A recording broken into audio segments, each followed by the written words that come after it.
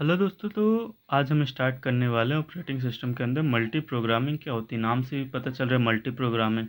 आपको मैं नॉर्मल से डेमो दे देता हूँ मल्टी प्रोग्रामिंग क्या होता है। जैसे अब क्या होता है कि आप गेम भी खेलते रहते हैं, आप बैकग्राउंड में अपना म्यूजिक भी स्टार्ट किए रहते हैं, तो क्या मल्टी प्रोग्रामिंग ही तो है। आप बैकग्राउंड में अपना बैकग्राउंड में आपका गाना भी चल रहा है, इधर आप गेम हम भी खेल रहे हैं, तो मल्टी प्रोग्रामिंग के ही एग्जाम्पल। अब इसको किताबी भाषा में समझते हैं होता क्या है।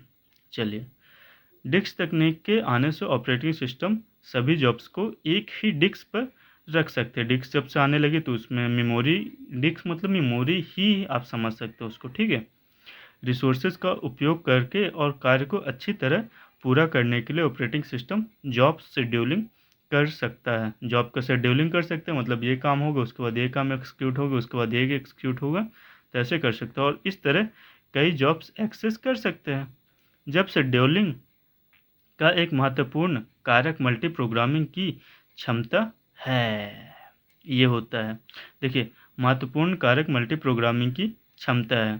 ठीक है, जब बहुत सारे जॉब्स को आप एक एक करके एक्सिक्यूट कर रहे हैं, बैकग्राउंड में भी कर रहे हैं। मल्टी प्रोग्रामिंग मतलब ये नहीं कि आप एक कर रहे हो उसके बाद दूसरा। मल्टी प्रोग्रामिंग मतलब सब स्टार्ट है अपना, सब जैसे आपने 5 गाने डाउनलोड कर रहे हैं तो सभी अपना काम स्टार्ट कर दिया, अपने उसमें लगे हुए हैं। ठीक, मल्टी प्रोग्रामिंग से सीपीयू की उपयोगिता इतनी बढ़ जाती है कि उसके पास एग्जीक्यूट करने के लिए हमेशा एक जॉब होती है। अब ये जैसे ही आप 5-6 तो अपना दे दोगे तो उसके बाद जॉब्स को एग्जीक्यूट करने के समय उसको लगेगा, जॉब्स के एग्जीक्यूट करते रहेगा। उसके बाद ये दो पहले एक साथ सभी को करते एग्जीक्यूट करते हैं, पहले इसको कर लिया फिर इसको, इसको फटाफट फटाफट एक के बाद एक करते गया। मल्टी प्रोग्रामिंग मतलब एक ही समय पर बहुत सारे कामों को करना मल्टी प्रोग्रामिंग होता है। अब सीधा से एग्जांपल है, इसी के बेस पे अगर आप चाहें तो अगर पेपर में आ रहा है तो इसको लिख सकते हैं इसी के बेस पर। उसके बाद चलिए इसको आगे देखते हैं।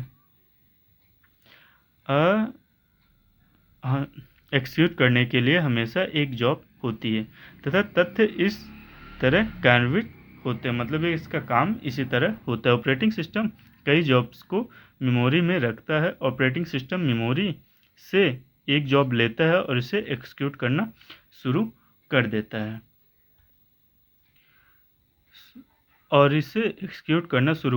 जॉब एक्सिक्यूट होते समय कुछ कार्यों के लिए समय भी ले लेता है। अब जब नॉर्मली जब आप कोई मूवी डाउनलोड करते हैं, अब मूवी क्या कोई भी छोटा गाना भी डाउनलोड करते हैं, तो एक चीज़ आप नोटिस करिएगा कि जितने एमबी का गाना है उससे थोड़ा सा डाटा हमारा ज़्यादा लॉस हो जाता है, थोड़ा सा। तो ये क्या होता है, थोड़ा इधर उधर चला ही जाता है, थोड़ा डाटा इधर उधर चला ही जाता है। ये एक तो लॉ की तरह ही है। चलिए इसको एक एग्जांपल के तौर पर समझते हैं जिससे आपको और अच्छे समझ में आए।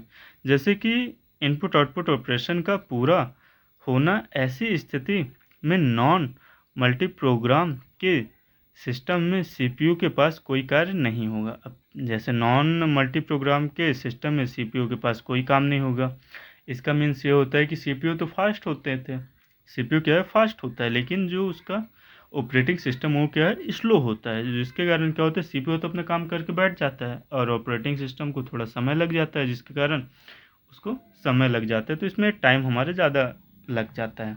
सीधा सा मीन्स ये है।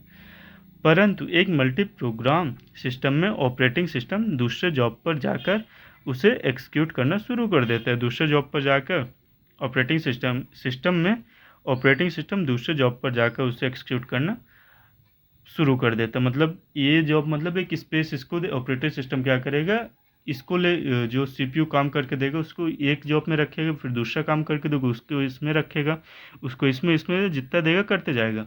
बात को समझिएगा। सीपीयू क्या है फास्ट है, ऑपरेटिंग सिस्टम क्या है स्लो है।